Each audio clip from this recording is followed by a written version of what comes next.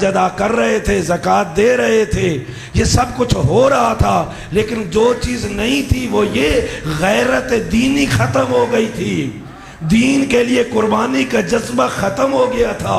امام حسین علیہ السلام نے قیام کر کے اس انداز میں شہادت کو پیش کیا کہ رہتی دنیا تک یاد رکھا جائے گا۔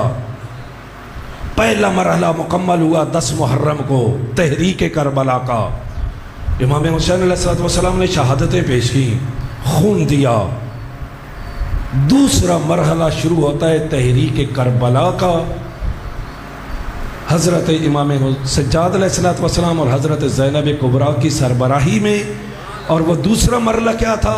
خون حسین کو لوگوں تک پہنچانا۔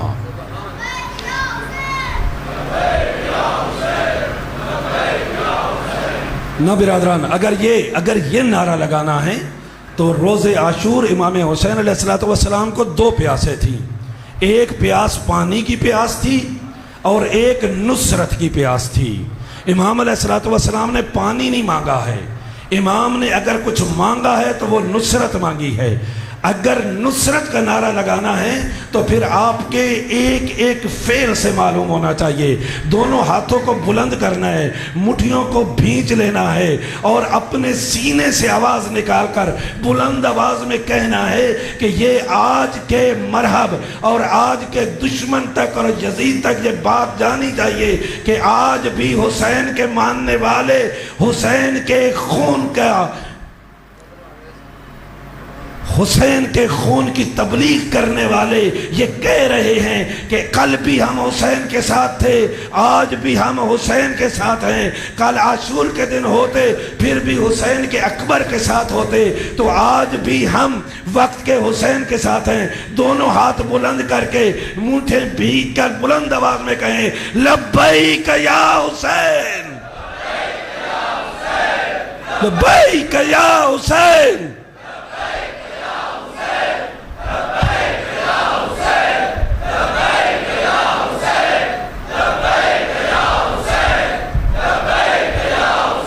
جزاکم اللہ خیرہ۔ بر محمد و آل محمد صلوات۔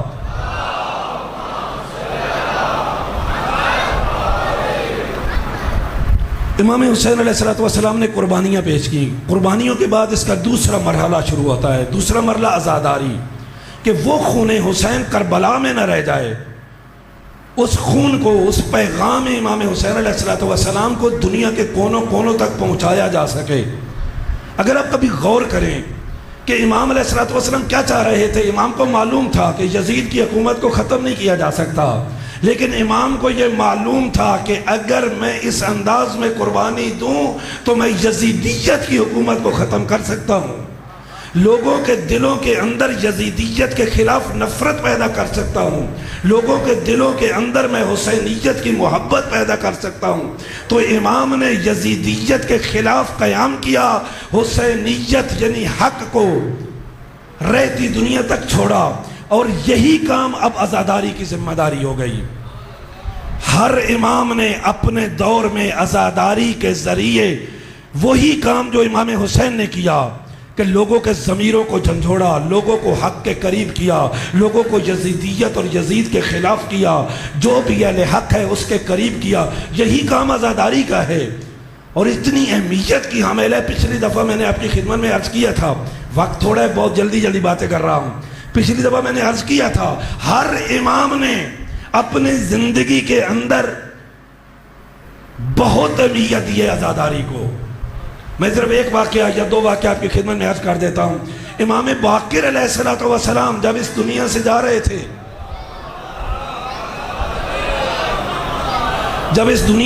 رہے تھے، اپنے بیٹے امام صادق علیہ السلام کو وصیت کرتے ہوئے ارشاد فرماتے ہیں، جہاں پر باقی بہت سی وصیتیں کی، وہاں پر وصیت کے طور پر امام علیہ السلام اپنے بیٹے کو چند اشرفیوں کے پیکٹس وہ دیتے ہیں، تھیلیاں دیتے ہیں۔ جناب صادق علیہ السلام پوچھتے ہیں، بابا ان اشرفیوں کا کیا کرنا ہے؟ کہا ان اشرفیوں کے اندر، ان تھیلیوں کے اندر اشرفیاں ہیں، ان اشرفیوں کو ہر سال حج کے موقع پر منا کے میدان میں میرے جد حسین کی مجلس کروانی ہے، عزاداری کروانی ہے۔ آپ اس کو غور کریں کہ وصیت بہت اہم ترین باتیں ہوتی ہیں، آخری وقت میں جو باتیں کی جاتی ہیں بہت اہم باتیں ہوتی ہیں۔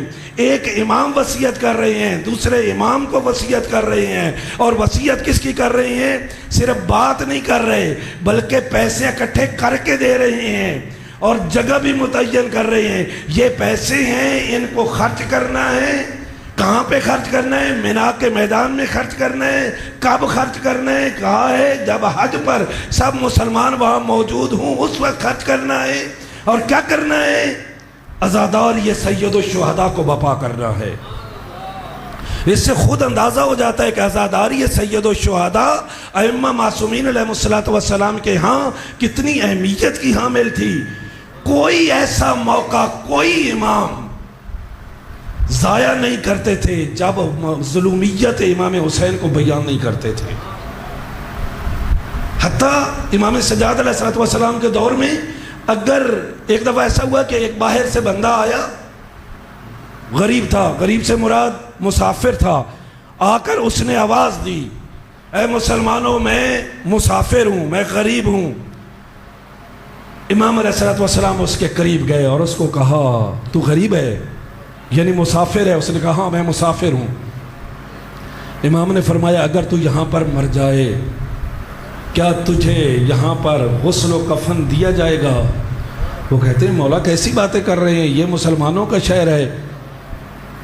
امام فرماتے ہیں ہاں یہ مسلمانوں کا شہر ہے نا، لیکن میرے بابا تو 3 دن بغیر غسل و کفن کے رہے تھے۔ یعنی امام علیہ السلام، امام رضا علیہ السلام کی خدمت میں حضرت شبیب کے بیٹے ابن شبیب آتے ہیں۔ امام علیہ السلام پوچھتے ہیں آج کون سا دن ہے؟ وہ کہتا ہے 1 محرم الحرام ہے۔ امام علیہ السلام رونا شروع کر دیتے ہیں۔ یہ پوچھتے ہیں مولا رونے کی وجہ؟ امام فرماتے ہیں ابن شبیب ان کنت باقیا لشیء فابک للحسین ابن علی ابن ابی طالب۔ اے شبیب کے بیٹے جب بھی تیرا رونے کا دل کرے نا میرے جد حسین پہ گریہ کیا کر۔